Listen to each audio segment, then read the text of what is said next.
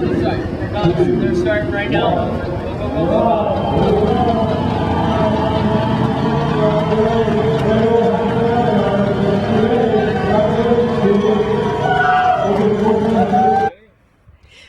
We're here at the conclusion of the ING Edmonton Marathon, the Weekend of Champions, with Jason Stanton, who's one of the people who really helped put on this wonderful race. Jason, tell us a little bit about how things went today. The weather certainly was a blessing after all the rain we've had. Yeah, we had a really rainy couple days before, and the sun gods came out for the final day.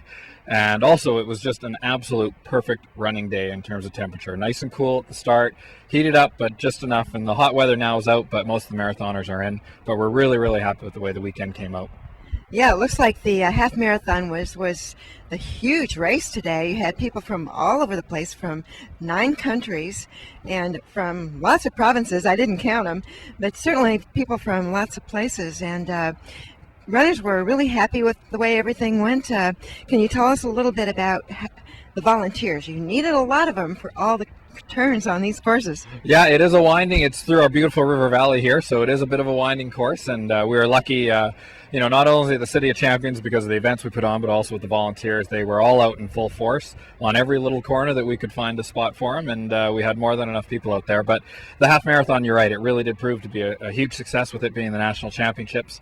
Kind of carrying forward from the last 2 years of having the national championships as well. We're really, really happy with it, and the elite factor was very nice to see such a strong contingent of runners out.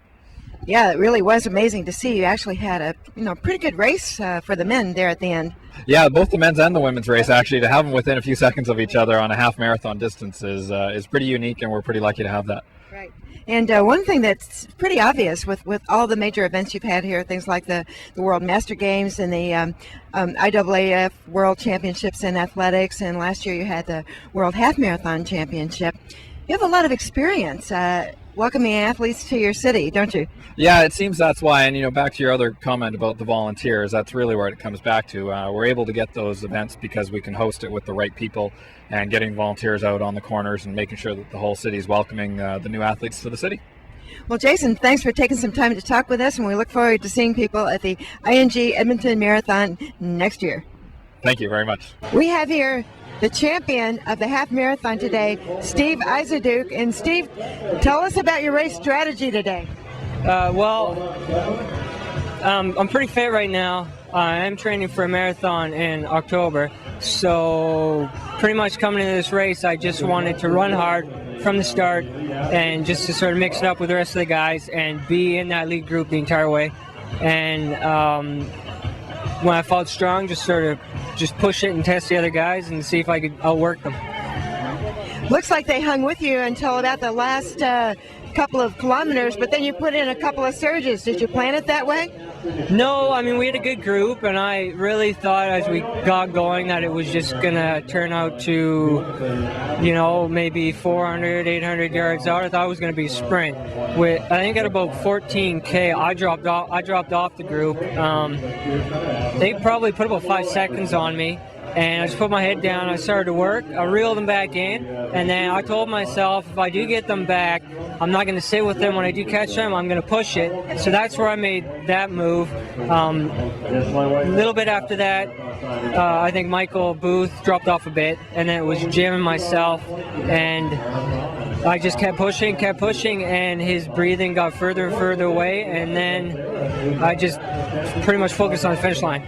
You sure did, and it's wonderful to watch you do that. And what's next for you after this? Well, I'm going to do another tune-up race. I haven't decided. I think I'm going to do the 10K or the half marathon at the Harbor City Half in Nanaimo, one of the two, and then Victoria Marathon October 8th. That's the main goal. Okay, all right. Well, good luck, and thanks very much for talking with us. Do you know when you become a Canadian? I'm apply September.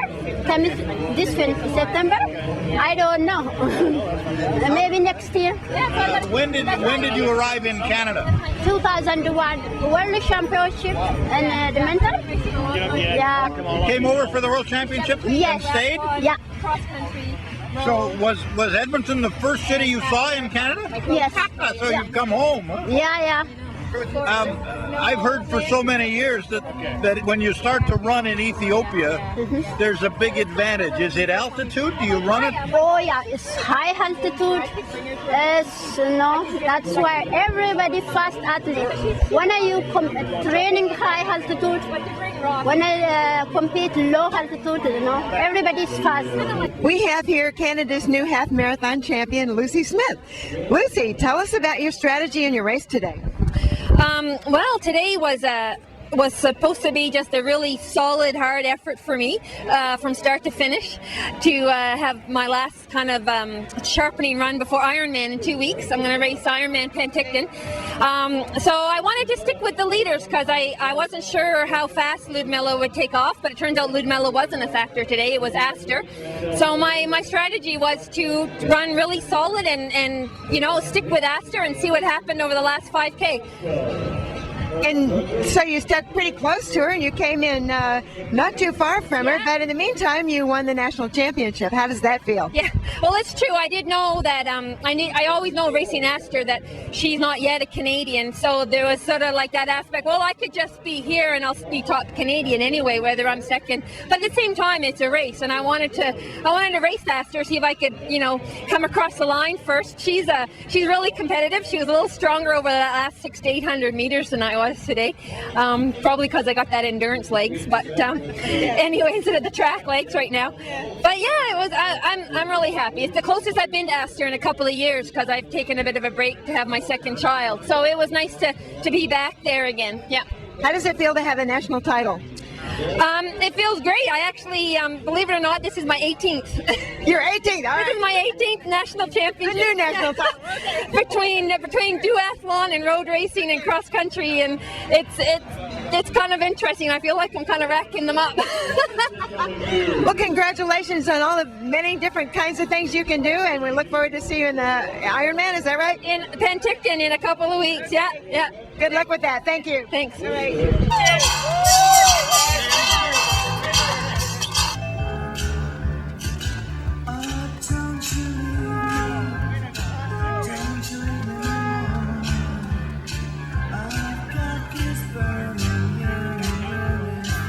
Getting back with the top residue from Nanaimo. We know Edmonton gets a hand. Congratulations from Victoria. In the finish line. Scott Hinton. Always 33. That's number 2. It's so well at Victoria. That's Mark Coleman on the track. And just coming to the line. Peters behind her, after the Legions of Edmonton, finishing third place from Victoria. Lucy Smith with a 17 that officially on the clock. Lisa Harvey, Luca from Goodwood.